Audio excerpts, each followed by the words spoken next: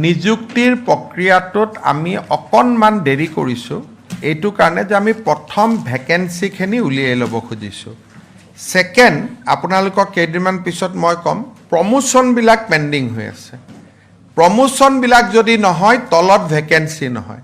আৰু কম পোষ্ট ওলালে ল'ৰা ছোৱালীবিলাকে য'তে যাওঁ তাতে কয় মামা পোষ্ট বঢ়াই দিয়ক সেইকাৰণে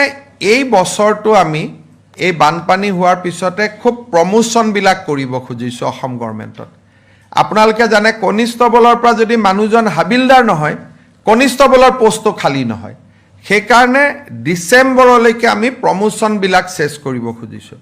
ধৰক এডুকেশ্যন ডিপাৰ্টমেণ্টত 1000 হেডমাষ্টাৰৰ পোষ্ট খালী আছে যদি শিক্ষকজন হেডমাষ্টাৰ নহয় শিক্ষকৰ পোষ্টটো খালী নহয় সেইকাৰণে আমাৰ টাৰ্গেটটো হ'ল 2 লাখ ভেকেন্সি ওলোৱা যাতে এই 5 বছৰত আমি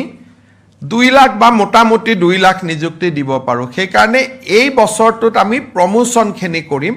যাতে ম্যাক্সিমাম ভেকেন্সি উলিয়াব পাৰোঁ আৰু 2027 চনৰ পৰা আমি এপইণ্টমেণ্টবিলাকৰ কাম আৰম্ভ কৰিম 26 চনটো আমাৰ হ'ল পোষ্ট বিচৰা কাম যে ম্যাক্সিমাম পোষ্ট যাতে আমি বিচাৰিব পাৰোঁ